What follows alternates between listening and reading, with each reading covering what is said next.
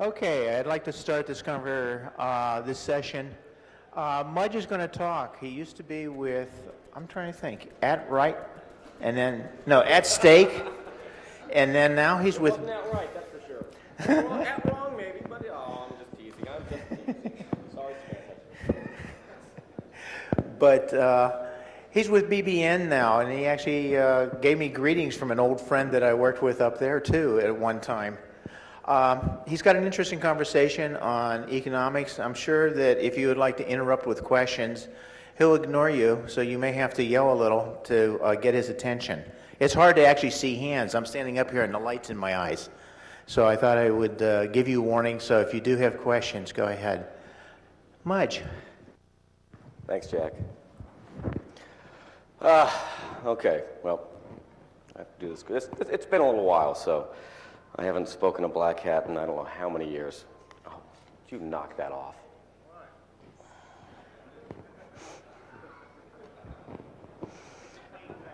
Yeah, absolutely. And of course now I'm being introduced by Jack Halloran, who works for the National Sanitation Agency, which is very good. Used to work. You cleaned it up very well. I'm sorry, I got it wrong. It was no salary advancement? No. Thank you. No such agency is too passé. So, oh boy, I thought I charged it up. It's all going to work beautifully today. So, I was out last night getting research for this talk till about, I'd say, probably 4 or 5 o'clock in the morning. And there was a guy that I met at the bar. This is going to be a little different talk, actually, than hopefully what you normally see. And it struck me that this guy was, A, very intelligent, B, very articulate, and C, could put on a really good front, but then would, when push came to shove, would put himself down. And it kind of disturbed me, actually. I don't know if it was me seeing myself a few years back or something, but the kid just didn't know actually how bright he was. And of course, he might have been playing me, like other people. But that's what this talk is basically going to be about. Different ways of looking at things, different ways of seeing things that might be actually right in front of you, but we're all too blind to actually understand, interpret, and then act upon. So I do have the largest and longest introduction for a talk that I've ever seen in a Black Hat briefing, which I think was something the equivalent of physics, psychology, economics is applied to internally constrained internal environments and how that maps to information security, counterintelligence, counterespionage, and blah, blah, blah, blah, blah, blah, blah. It's a functional fixation, learned helplessness, and techie talk. Who's got a quarter on him? Some people have seen me do this one before.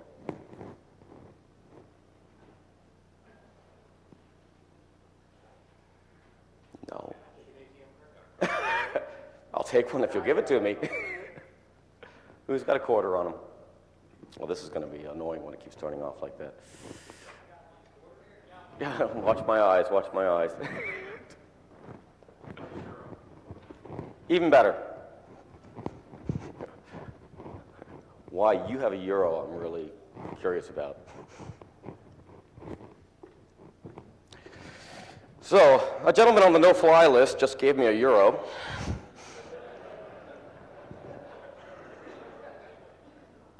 And of course, so those of you who have actually seen this little exercise, just play along if you don't mind. What is this? Coin, a token. Good. What is it? A unit of exchange. Okay, good. What is it? A what? A collective hallucination. You don't know, I'm the collective hallucination. Piece of metal? Okay, we're getting there. What is it? It's power. Oh, good grief. Yeah, about 1.45 to 1 right now, but let's see. Keep going. What is it?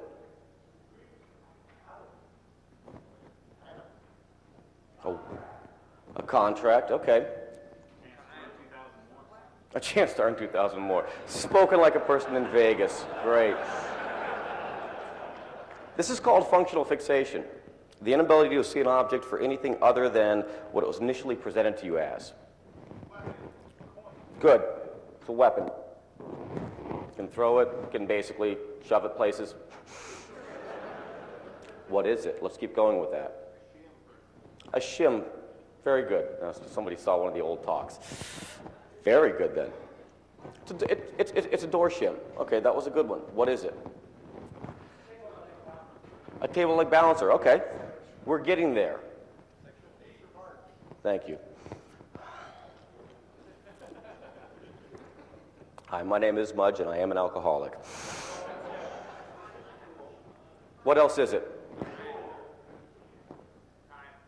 Time? Like that, randomizer. A decision tool, yes, absolutely. Go ahead. A symbol. Oh my goodness, tunes this. Keep going, what is it? Oh, conductor, oh great. For the guy in Arkansas driving around who lost his headlights, it's a conductor. It's a replacement for a fuse. Which is better than the 22 round that hasn't been spent yet. Screwdriver. You're starting to get it. Decision-making tool, a door shim, a screwdriver. That's, yeah, exactly, circle drawing tool. That's the way you break out of functional fixation.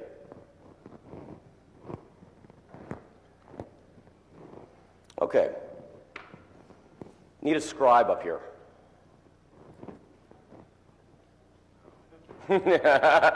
Yes.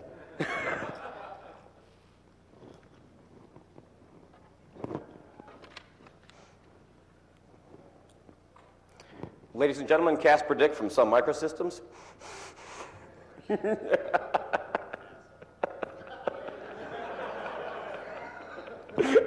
Come on up. I know you are, that's why I have two. It's an old friend of mine, Simple Nomad. He's an old friend of the loft, a very old friend of the community. And yeah, and he's drinking my drink. Encryption. It was a solution to everything. Let's come out with SSH. Let's get protocols that are encrypted. This is fantastic. Strong crypto. And 40 was a magic number to choose. Strong crypto. We're going to go through a little exercise here with protocols that are run off of your local Unix boxin. Which ones are encrypted? Which ones aren't? Where the authentication mechanisms come from, and what password file they all pull from. Simple Nomad is going to be my jerk. He's going to be my scribe, drawing very nice abstract images and showing them to me. Yeah, I picked them all right. Give me a protocol that you use on a standard Linux, Unix, OpenBSD, NetBSD, Next Step system. SSH, okay. SSH in the left column. Encrypted, non-encrypted, we'll ignore the dash cipher none. Encrypted, non-encrypted. Who said non-encrypted? I love it. They're even doing padding now. That's a smart move. Encrypted. Where are the user credentials pulled from?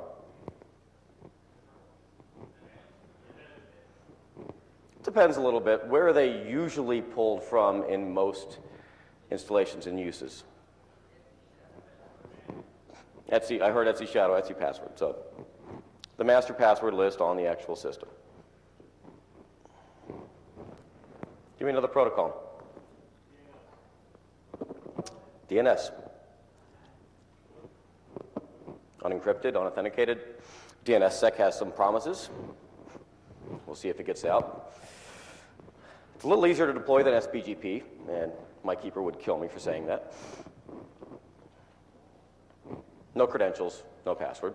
Give me another protocol. NTP, Network Time Protocol.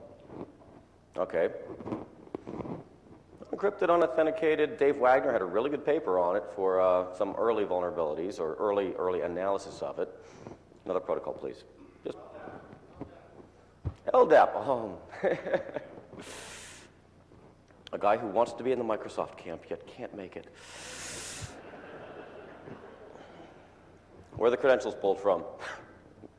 It's kind of a cyclical question.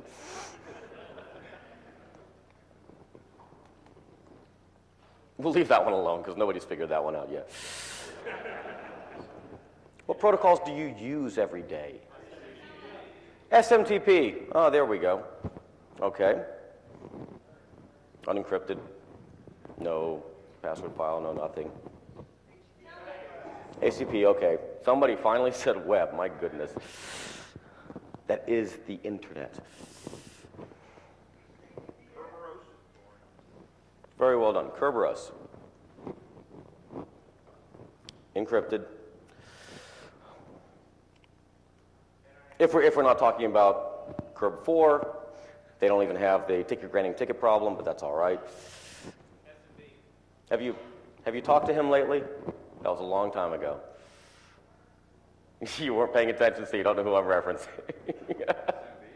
No, we were making Kerberos jokes. Yes, it was a long time ago. What are other authentication protocols? We'll narrow it down. NIS. There you go. Yellow Pages, YP, NIS. We'll actually go into NetInfo, if you will. Another bastardized child. Where are the credentials taken from that? NIST maps, which are almost always pulled from the Etsy password on whatever the main NIST domain, NIST controller is.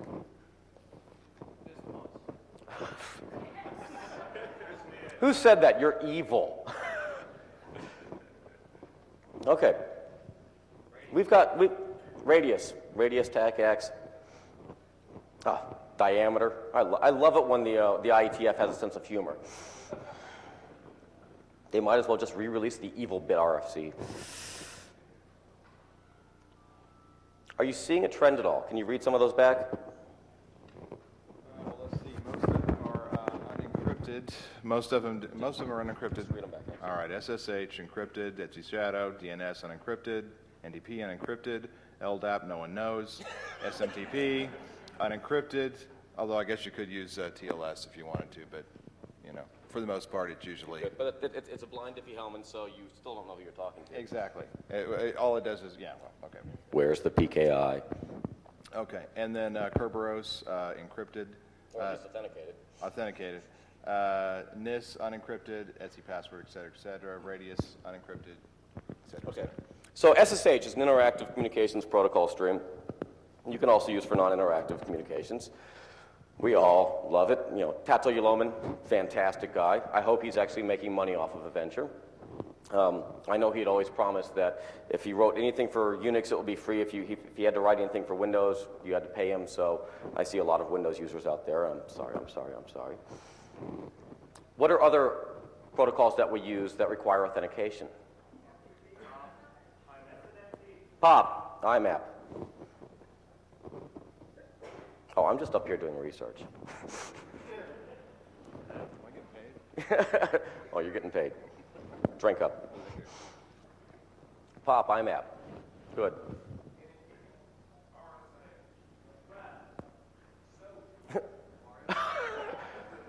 RSA and SOAP. What world do you people live in? I'm talking to you on the RSA and SOAP protocol. I like it. Other ones that we authenticate with. Oh, come on. Some of you guys have had sniffers out there for a long time. Why do they still work?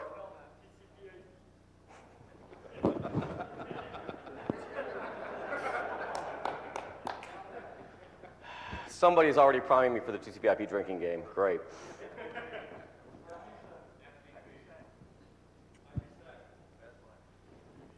We'll put IPsec down. But explain to me what you use it for, where you use it for, and where you've deployed it.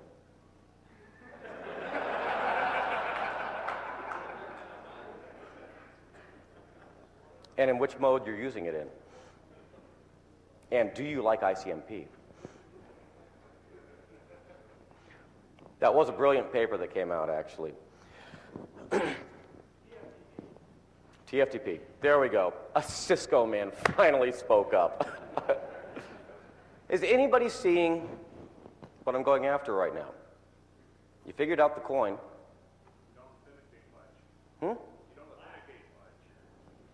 But we all scream for, very, very, very strong crypto in the one that we use. And all the authentication comes from the same source. Many of them don't have any authentication. We'll sit there and we'll SSH all over the place. We love it. And then, of course, we'll put our POP or IMAP server on, please check my mail every 5 minutes. Signing the password out, clear text, back and forth. He's not going to participate at all. This is called learned helplessness. This is something, okay, I'm going to get in trouble again. Jack needs to leave when I say I'm going to get in trouble again. Learned helplessness is the inability, I don't even know why I'm saying this in front of this gentleman over here, talking about functional fixation, learned helplessness, and, mixed martial arts beatdowns. Learned helplessness is the inability to see your way outside of a problem, to only see the one solution that a vendor is providing to you. This is where advisories originally were supposed to change things. I've got a problem with the way advisories are run lately, for the past several years. When I started doing advisories with the Loft, probably 94, 95, something, 90, I don't even remember anymore. My goal was the fact that I could not contact any organization or company and get them to acknowledge the problem, to address the problem, fix it, and not tell me, who else did you tell about the problem? Nobody, sirs. It's your product. I thought I was doing the right thing. That's good. It'll be fixed. Don't call us ever again. Don't say anything. The industry was at a particular level. This is about here. In my mind, the hackers were at a level way up here. We changed the industry. They responded. Microsoft, and I can't believe I'm going to defend them in a freaking public stage here. Microsoft, has a secure at Microsoft.com. They got rid of abuse at Microsoft.com, violating the RFC, but that's all right.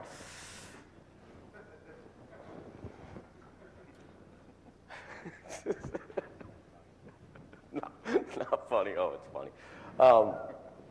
But they changed. They're a freaking aircraft carrier that's now turning a little bit. Intel has a security at Intel response. They got into the security business. IBM actually had other channels for a long time. They're the maker of a lot of very interesting products, actually, still. And even they opened up for the commercial world, for our sector, to actually report problems into. I don't care if they actually do the right thing, if they're not taking their top-notch developers off of their projects to fix things, but they're putting some people on it, which is a heck of a lot better than they used to do. The industry changed. Advisories didn't. Now they're used for a different purpose. This is the finality of initial spin. The way that you first present something to somebody, or to some audience, or some group of people, and with whatever slant that you have, will be the dominating and overriding way that it will be received in perpetuity. When BO2K came out, we had a field day. We were just trying to mess with folks. We were trying to mess with Microsoft. We were trying to mess with folks. They are folks. Replace certain letters in between the F and the K. I'm kidding. I'm going to get sued again after this one. We presented it as an evil tool. Cult of the Dead Cow. Back orifice 2K. How else is it going to be interpreted? We did a little experiment. So at the Loft, which history actually needs to finally have this documented, The Loft funded BO2K. Dildog was working there. Loft, Crack, and Anti-Sniff were paying for that actual work, but it was a CDC tool, so we didn't want the attachment to it. When it was released in a very sensational fashion at a DEF CON, smashing guitars and everything. Which, that was the best time in the world. Of course, the media loved it. They picked it up, sells copies. That was the initial spin. Evil tool. It was a lightweight PC anywhere, remotely possible, whatever you want to call it. Even had encryption, which the others didn't. As part of the project, we released the Loft Professional Pack for BO2K. Unfortunately, Loft already had some initial spin on how they were slanted. And what this was these tools were all of the equivalents to PC Anywhere remotely possible, the way that you could actually do enterprise management in a secure way that the other ones weren't offering you the ability to do. Evil tool. Couldn't change it. With that, I'm going to start my talk. Maybe. People know my background. We already did psychology, functional fixation, learned helplessness. Finality of initial spin. Hey, I actually tried this. I had this one up on my door prior to 9/11 at stake. Didn't know that I chose the right airlines.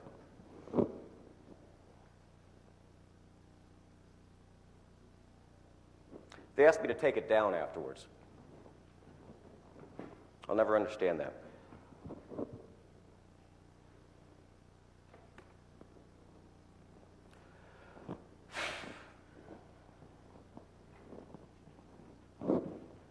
Give folks a few seconds here.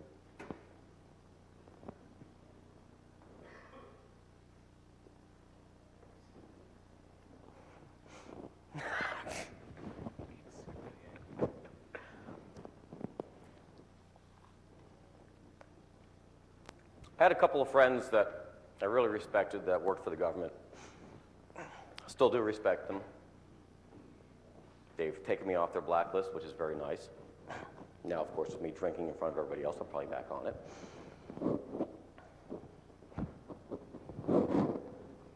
Robert Hansen and Aldrich Ames were very interesting. Robert Hansen was equipped with a Palm Pilot. This is in the non-classified briefing that went out, was forwarded over. It was a Palm Pilot that was provided to him by his Russian friends. It had Loft tools on it when we were messing around with the Palm Pilots. I thought, kind of hip. I know what level the Russians are at. And they're probably watching Booty Call and other... I know, it's difficult over there. Everybody's, it's cold. And I said, well, so what? I mean, you got him. Problem was, it took him so damn long.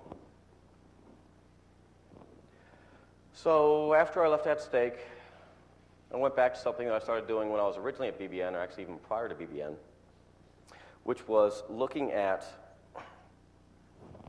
accepting risk, accepting the fact that you're owned, and hopefully finding it out earlier rather than later. I don't know if the industry is ready for this yet, but I'd rather catch an Aldrich Ames or excuse me, a Hansen 1 or 2 years into it. There's already a lot of damage done, rather than 10 or 12. No, nobody can read that.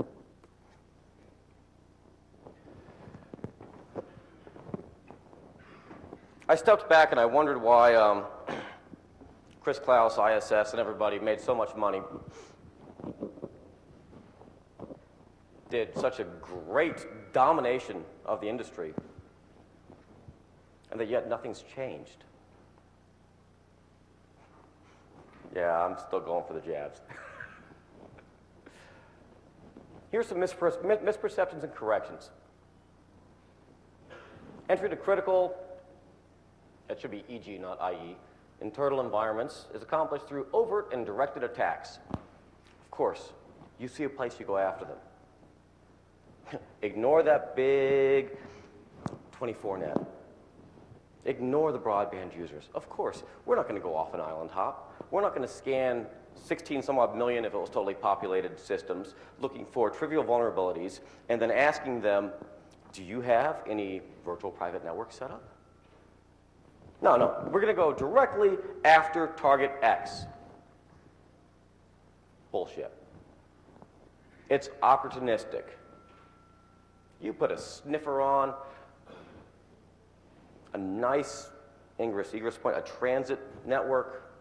You come back in 3 days, and you go for whatever strikes your fancy. Hopefully you weren't actually doing DNS lookups or other things that might have given you away. Where are the transit networks? That's a question. Wake up, sir.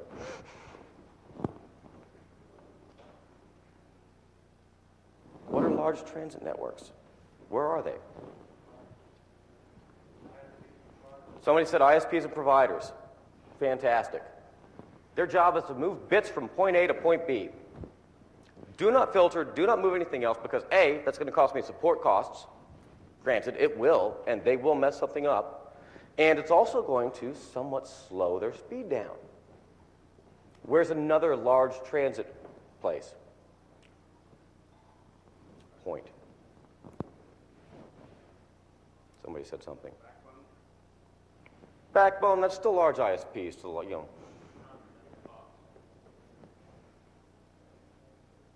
Well, the lack of a correct answer can only be ascribed to higher education. Universities. Internet, too. Not a lot of people on there, but look at the bandwidth that's going. Look at the associations they have with companies, with partners in the public sector that they're working for, in the private sector that they're working for, working with. Why is it that MIT has popped so frequently? Sorry, guys. Why is it that other universities are popped so frequently? Why is it that ISPs are the primary place where sniffers are placed? Look, large group of people, a lot of bits going back and forth. I think we just talked about some protocols also. You know, yeah. If you draw one more picture. He's got both sexes represented now. Sniffing still works wonderfully. I don't care if you're switched or if you're whatever. You're switched. You can come back 3 days later, go, geez, NASA. NASA's cool. NASA's hip. And as the media recently reported, NASA is where the dope-smoking people over in England like to hack into and forget what they found to try and find the aliens.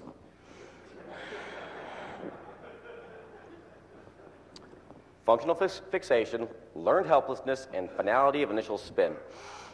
That's one perfect example right there.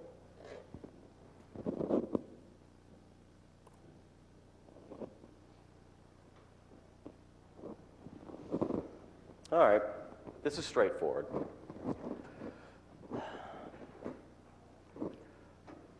I got bent out of shape many years ago in Texas when actually somebody told me this because I was in charge of a large organization a long time ago. And now it's the first bullet that I have on my slide. They're already in. Intruders are already in. You have an X and Y graph, which is vulnerability over time. And vulnerability is not vulnerabilities as the way we're thinking about it. Vulnerabilities is what are they doing? What can they get over time that we're talking about? What sort of information are they going after? You know, Hansen could have just gone into the library and stolen all the books. He didn't. Much more valuable to stay in as long as he could, get access to things that he might or might not have, had a direct relationship or involvement with, and go over there. As time expands, opportunities increase. The last thing you want to do is to be discovered. Now, I have to make a statement. I started another company after At Stake, which is called Intrusic, and I will not do product pitches, product placements, but I need to make that publicly aware that I put a lot of this stuff into the Intrusic product. So you need to take that for what it's worth. The goal was, of course, if they're here, they're going to be upset that I'm giving away some obvious things. Passive control, stay inside. They're already in there. Exfiltrate the data. And be opportunistic. Okay, that segues a little out. So, how many physicists here? Spot the problem in this. That's the problem. Yeah. This was my first cut many, many years ago at what I call the physics of networks. In particular, the physics of internal constrained environments, i.e., e.g., enclaves.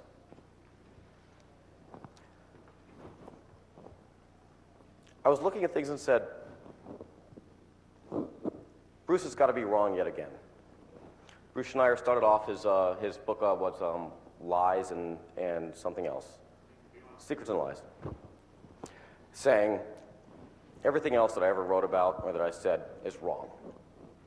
And I'm here to publicly say I'm taking credit for that statement, for him doing it. I was an early reviewer of the book. I like Bruce. Bruce is a great guy. He's very smart. He can turn things into language that's publicly and easily accessible. But he was an academic. And yeah, Bruce, that's great. The Applied Cryptography, fantastic book, very accessible.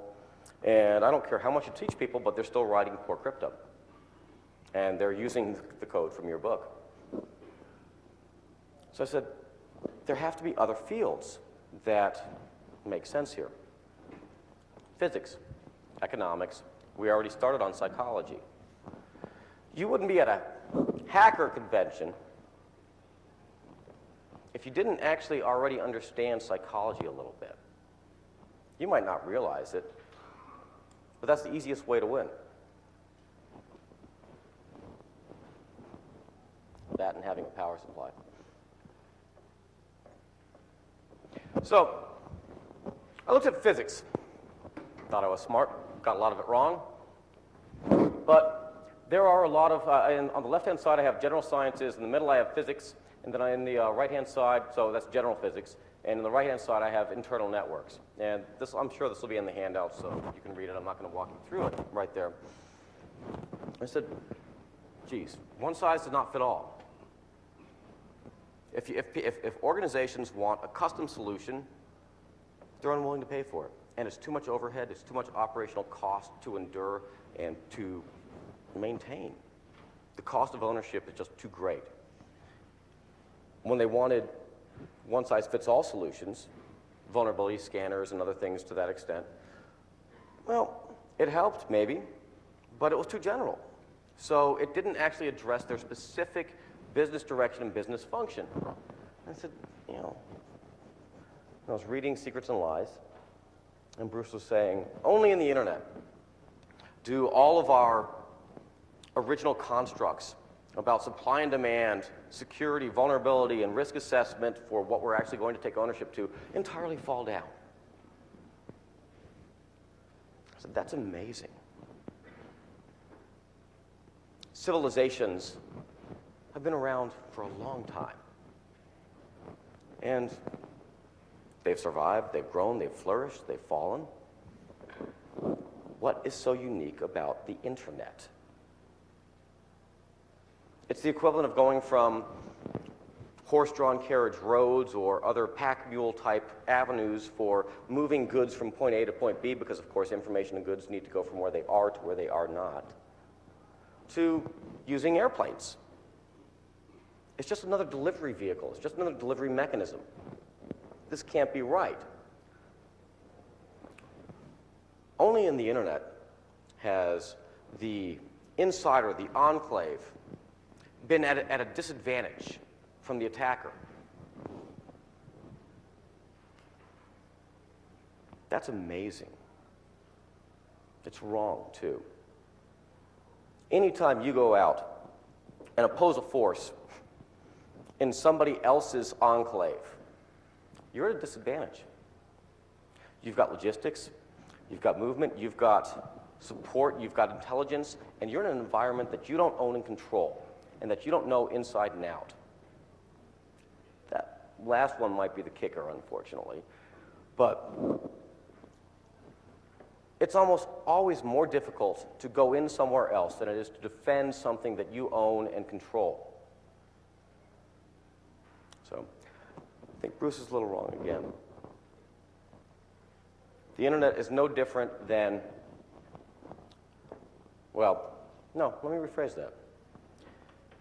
The internet is the world.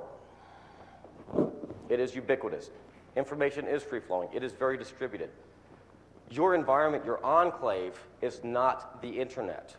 You have server rooms. You have data centers. You have places. Not everybody has a Sun Dragon on their desktop. You did not distribute your Oracle database across everybody's desktop PC. Well, of course, that would have been the smartest thing to do, to make a decentralized intranet, that mirrored the internet. But of course, it would be flaky, like the internet. And that's not just on connectivity, that's content. So, I looked at physics. I said, this makes sense. We have constrained environments. We have conservation of energy. You don't send out most of your packets in a broadcast or multicast aspect. You send them out directly to the server. You know where you're going. You get the information back. You are consuming, the server is producing. You are initiating, the server is receiving. You are non-interactive most of the time. The few times that you actually want to get on Silk or IRC, yes, you're SSHing over to a shell machine. These things are all very deterministic, very easy to model, easy to map, and they are the way that an internal enclave, an internal environment, is actually designed. So I decided to take physics, psychology, economics, and go over to a couple websites and just learn the military lingo for it. Identify, analyze, predict, confirm, produce, output. Well, that's tough on the internet, but it's very easy on a constrained internal environment. Servers are servers. They are not servers and also clients. When was the last time you saw the internal web server surfing the web itself? Pardon? Yeah, exactly. I don't have the same employees he does. Hence, he's got a compromised internal web server. And that's the way to identify it. They're going to be inside. Think about the way things normally work. Think about, I can't believe I'm going to say this one also. Think about the academic aspect of how we've been trying to solve large internet problems. Think about how the IETF works. But then put it within a constrained environment.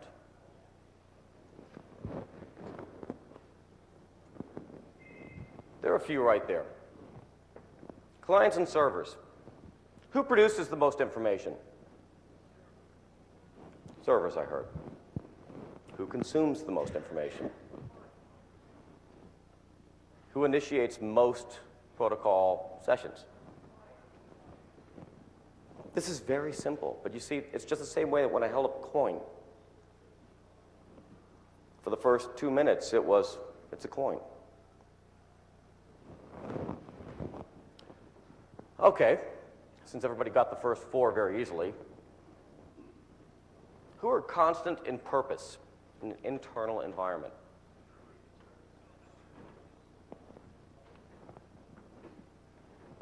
So say it like you mean it. No, like servers. What? Both. Explain that. Clients are going to initiate in many different ways for a few different services. They're going to go to the same servers almost always in an enclave. They're not sitting there going out at the same time hitting an Oracle, hitting web whacking things, FTPing things, hitting print stuff all simultaneously. There's going to be a small, at least a small deviation in time or delta in time. Very good. Single in scope. What does the internal SMTP server do? What else does it do? Yes, and the FedEx guy is a drug dealer. I understand. Name an internal server that you communicate to. I don't care what it is. Oh, and I don't want the freaking IP address.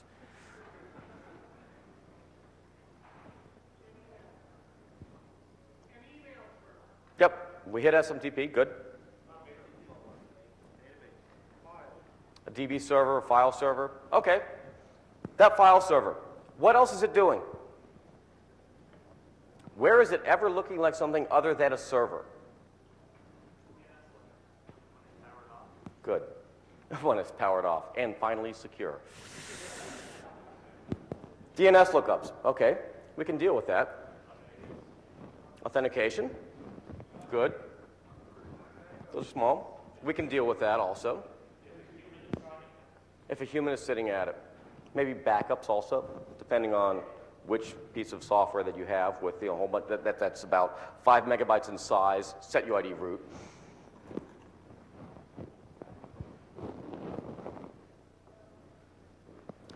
A client.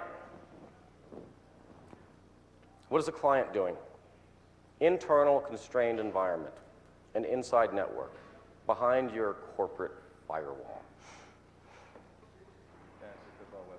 Fantasy Football Web Server. No, the client is not the Fantasy Football Web Server. You are not behind the firewall. Come on, guys, you got to work with me on this one. Think. You're dealing with it every day. Web browser. Sorry. Interns. They are pure consumers of everything, including resources, cafeteria food, time, spyware. You're telling me that most of your clients out there, most of your clients in the internal environment are actually producing more information that they're consuming and they're sending it over to Nigeria nets? I'll buy that.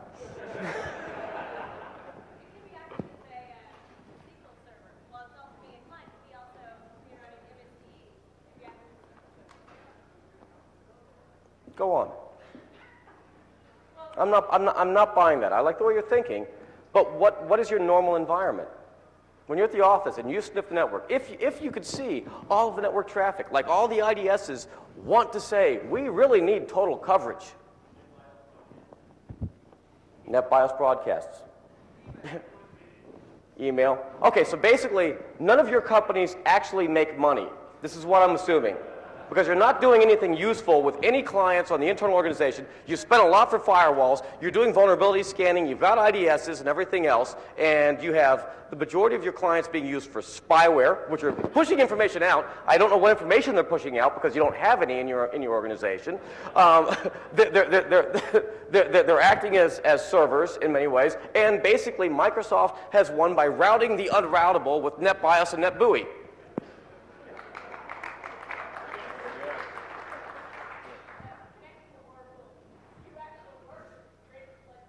There you go. Okay, accessing an Oracle database. Okay. What are other things that clients do? Too general. But thank you. So, okay, surf porn. I'll give you that one. And hopefully they're consuming more than they're producing, right?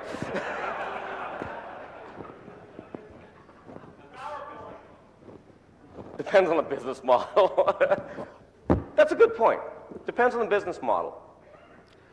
I worked at a company a long time ago, prior to working at BBN the first time, and I loved creating developer tools.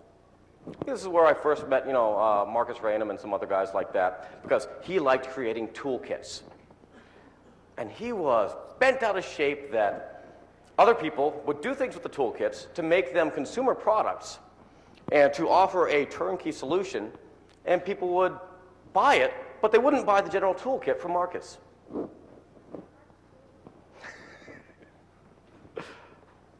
This is a society of consumers, not producers. Flat out. Makes sense. And there's nothing wrong with that.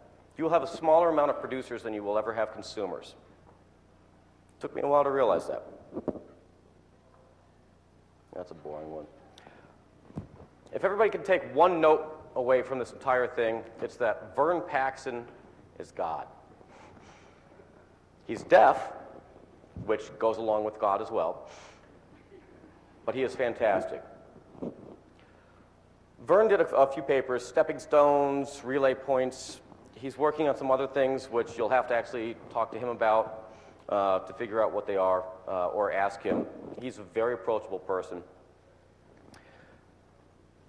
Stepping stones are a classic example of how simple the internal environment is. How obvious we are as intruders, and I'm saying we, yes, going into places. You have a security perimeter. You've managed to bypass that somehow. And I'll guarantee you 99% of the time it wasn't because you went directly through it. Because that's a high-risk maneuver. Maybe you went in through, a island hopping type exercise, going in through somebody's VPN. Maybe you went in through a Trojan. Maybe you went in through, a botnet that somebody somehow managed to bring inside to an internal environment that's connected to the external environment. How do you get back in?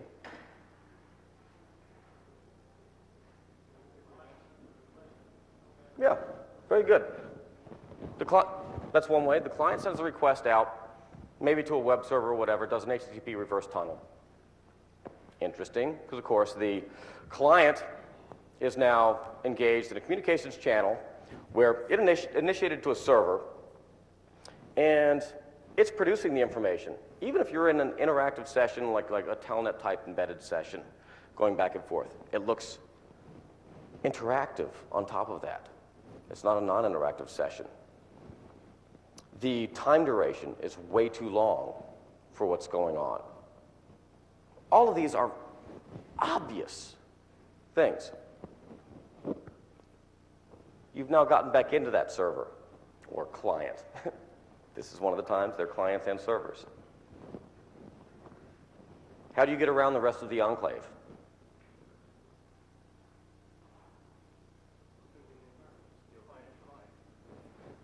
Steal credentials. Somebody's looking at the actual slide and inferring correctly. Yep, steal credentials. Go from point A, which you control, to point B, to point C, to point D.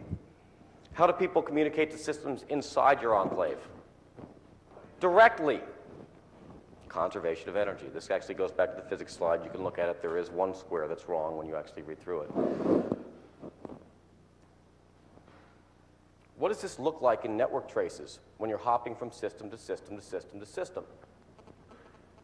Would you be able to see that if you had enough data, not just headers, not just Cisco net flows, maybe even with Cisco net flows, I don't know. Might be a little more difficult to correlate them together, but this isn't rocket science. You go from point A to point B to point C to point D. Why? Have you ever thought about that? Well, you're already in on point A, so you're already past the firewall. You know a way to get through. Why not go through it again and again and again? More information. So, because we want to. I like it. You must work for DHS. Misdirection, okay. There you go. You're on the outside. You've passed a security perimeter. how many times do you want to pass that security perimeter? Each time you go past it, the higher risk of you getting caught. So it's not only the ease of the access to the first system, but of course, if you got into that first system, you could basically initiate a whole bunch of other requests. You spawn out from that first system. This is not at all the way internal environments work, but it is the way that risk-averse adversaries do work. Which then goes right back to who the heck is attacking once they're on an inside network?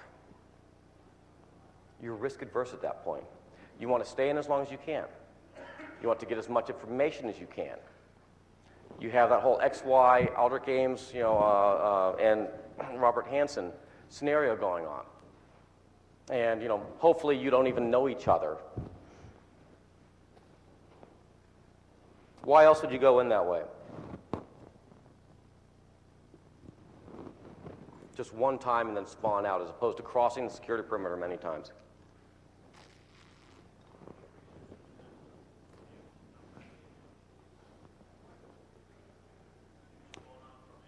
Yeah.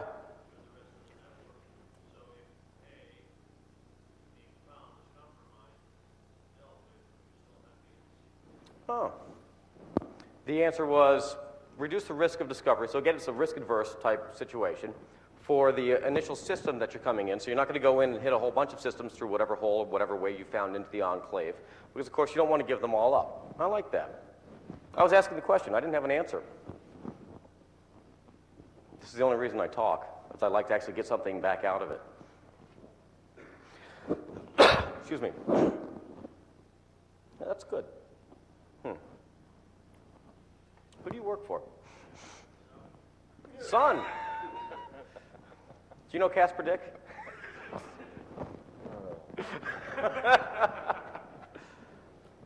Casper's fantastic. That's a high compliment to either one of us. Well, you know what? We'll go back here. Interactive versus non-interactive. How simple is this to actually see in network traces? Think about it. I don't care whether you're in character by character mode or line mode for communications. You connect up to a server. Let's say it's an SMTP server. Let's say you're using some insane hacker tool that's now part of every major distribution of Unix called Netcat. Hobbit. What does that look like compared to normal communications? Yeah, very chatty, very sporadic. Very off and on, very small data packets, even in line mode, compared to how the optimization of an internal system actually puts together the data and actually sends it out for the highest communications bandwidth and the highest utilization of the system that you're dealing with. I wrote this tool called AntiSniff a long time ago, and I based it off some stuff that Tom Ptacek, Tim Newsham, and some other people, we had all had conversations. I decided to put a whole bunch of things together. I added a few new novel components to myself. Not much. And I said,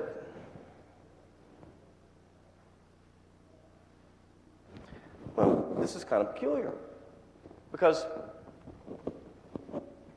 I can look at how people are normally responding to things, and it's always optimized if it's the system. It is going to put the most amount of data in the packets, into the chain of MBuffs, queue them all up and send them all out. 3Com had this chip out, which entirely rocked my world in a very, very bad way. Because, of course, one of the tests for AntiSniff was, I'm going to look at systems, I'm going to ping them with a high-resolution timer that's inside the ICMP packet, get it back, look at the time deviation. I'm going to spray the network with a whole bunch of ether frames that are destined to, and I learned this one, don't set the least significant bit of the most significant byte to 1, because that will take down every one of the switches that are actually in the environment. And I'm going to spew stuff out, all sixes ether octets. It's actually, it falls within the reserved numbers. So nobody should answer this. And I'll put realistic-looking IP packets inside of it. I might even make them look like TCP packets. I might even make them look like they're going to port 23. I might even make them look like they're actually doing a logon, because I'm going to try and tickle some sort of user land application that wants this stuff from the kernel. So while I send out all those spurious frames, I start pinging the systems again.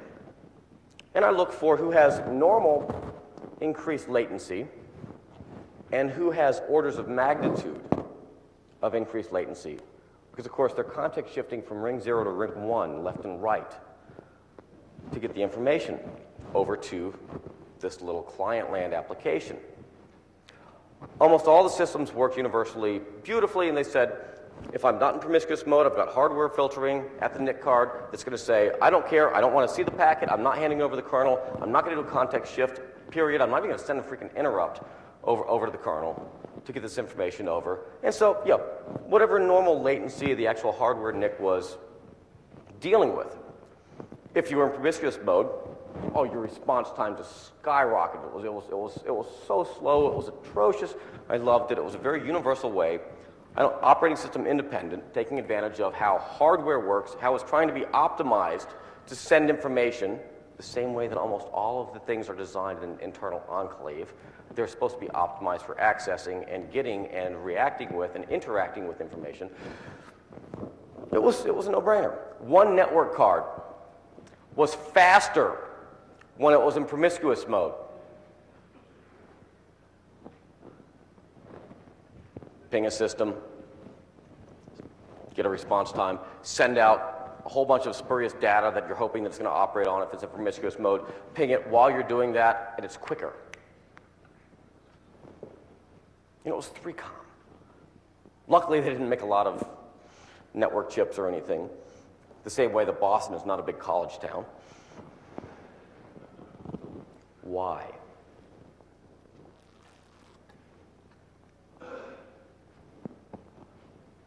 It's all right, I spent 2 years sleepless, drinking heavily. Oh, I spent more than 2 years doing that.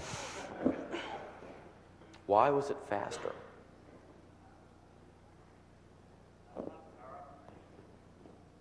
Not power optimization, it's not a laptop. This was a little bit before laptops were all over the place. I don't even know when AndySnif first came out. It wasn't busted because all the 3Com chips. So that's the same way saying, like, you know, 3Com was busted. Well, yeah, but so is Cisco.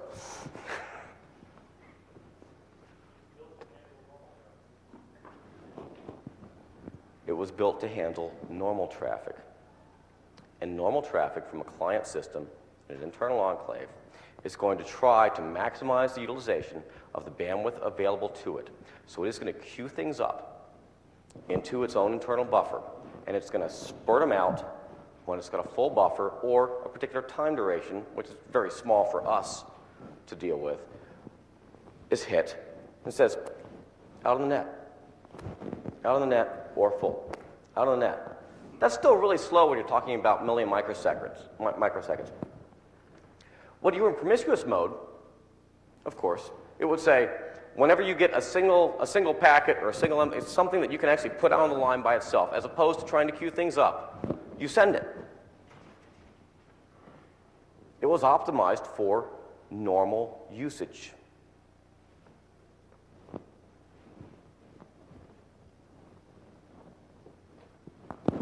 The way we all work on internal environments.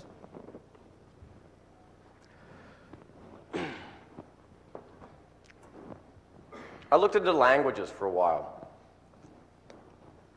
and said, oh, this is kind of, you got, at the airports you see the freaking Rosetta Stones things, you see Pimsleur, you see a whole bunch of other things.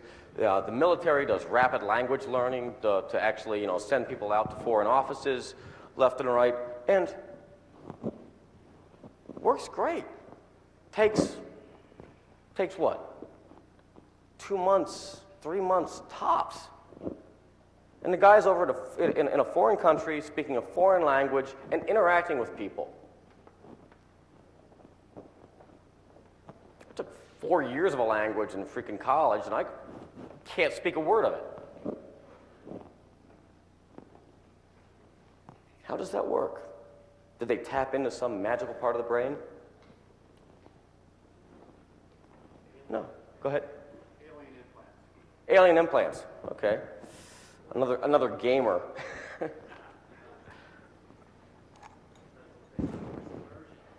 Forced immersion? Very close. Their job depends on it. I know people whose job, they depend, their job depends on them actually having a technical proficiency and understanding very simple mathematics. And they don't. And they don't lose their job. Immersion's an interesting one. That's very quick. It's very, very easy to do. It's very difficult to field somebody because, of course, you're giving them up.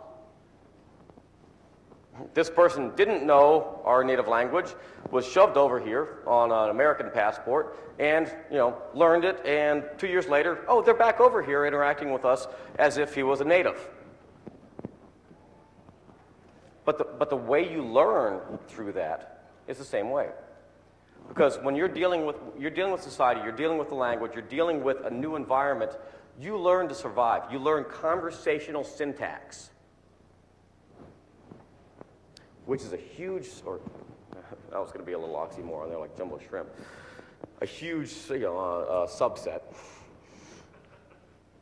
which is a very small subset of the total language. Protocols work the same way. They learn to speak the smallest subset of whatever the IETF standards are, whatever the RFCs say. They do not implement all of them. I don't care whether it says must, may, should not, all in capitals. They do what's going to work most quickly, most accurately, with the widest range of vendors. How many people are familiar with RFC 821 and 822? How many people are familiar with mail? There is a part in the RFCs saying the turn command. Turn. Like hello, mail from, relay. This is in the beginning. This is in the control section, not the actual message header and then hence the data, which is RFC 822. What did the turn command do? It's part of the RFC. Reverse the order of sending mail. Who implements it? Absolutely. Why do you want to have a language that you're going to learn and going to go through the entire lexicon for Spanish, Portuguese, Putonghua, or Cantonese, or other things to that extent? Learn all of this information when nobody speaks it. You're going to go out and you're going to learn exactly the way people communicate because it's so small, so succinct. It's the actual conversational statistical analysis that you're doing. So we can look for stego all day long. We can say, oh, well, there are all of these ways to.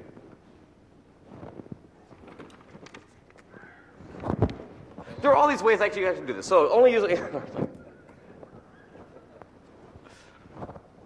Morse code was set up on conversational statistical analysis. The most common letters in the English language are the shortest ones from Morse code. Makes sense. You had to get the data back and forth. If I'm starting to look at HTTP or any other protocol, this is just a header example, I'm going to see conversational frequencies. This is, space is one of the highest ones. Carriage returns, about the end of every line. I'm not seeing a whole bunch of other frequencies. And no, I don't have any Excel chops, as you can tell, because otherwise I would have made that much more clear. But Excel was not originally a Microsoft company, so I can use it. Simple stuff. I could speak to you in nothing but, no, I couldn't. I was going to say 10-syllable words, and I'd probably know 0 of them. But we could converse in nothing but 4-syllable, 5-syllable, and above words. It would be very difficult. It would be an obtuse communication. And we wouldn't impart much information back and forth.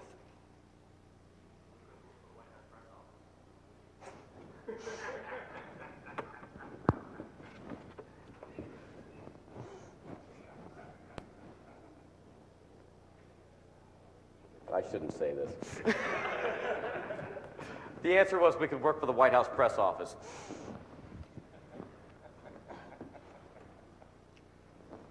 I used to hide behind my handle. It was Mudge. Nobody knew who the mysterious Mudge was. Right. They didn't. I was very private. I go out of my way, not because I was afraid of people learning who I was, but because nobody needed to know it. Nobody needed to know what my age was, what my race was, what my religion was. I mean, I was kicking the pot, I was stirring up a little bit of trouble, but you know what? You had to take the information for what was in the information itself. You know who gave up my name?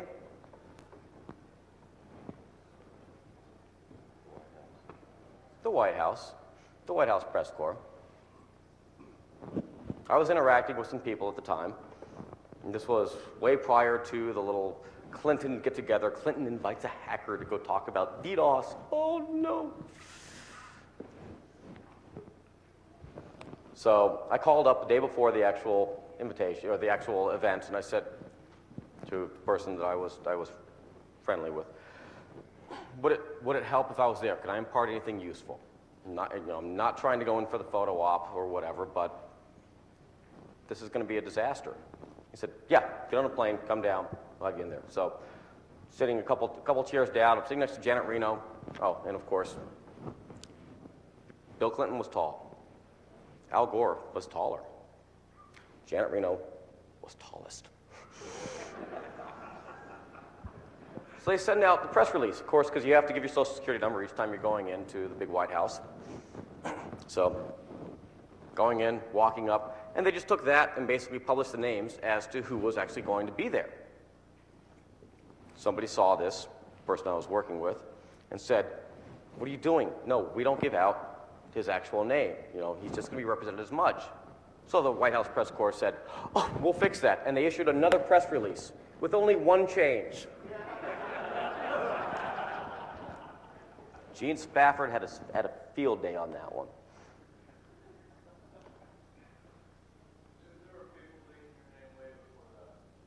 Oh, yeah. It wasn't a super secret. But it wasn't out in the presses.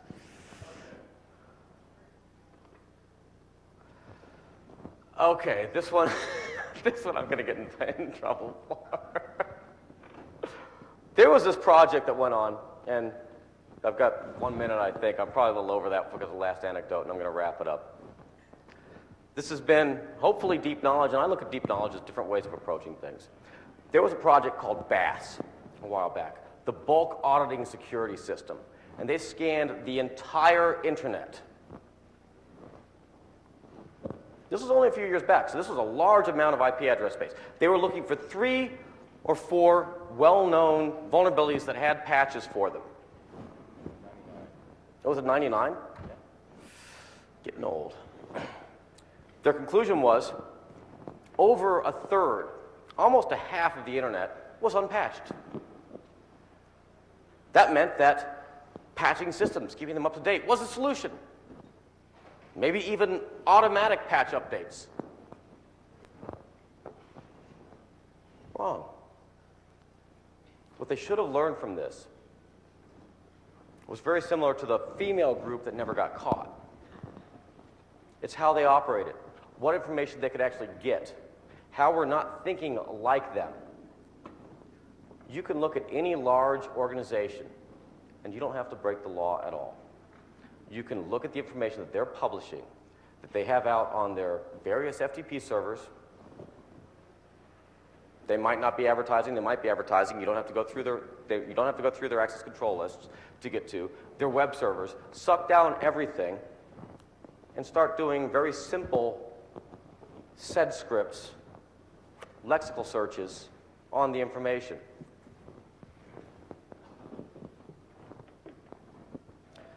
In New York, we had a power outage a few years back, and everybody wanted to know, oh, was it terrorists?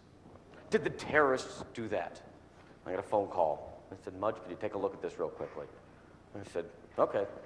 Get back to you in 24 hours. Get back to him. I said, no. Beyond a shadow of a doubt, no. It was not terrorist. It was too small.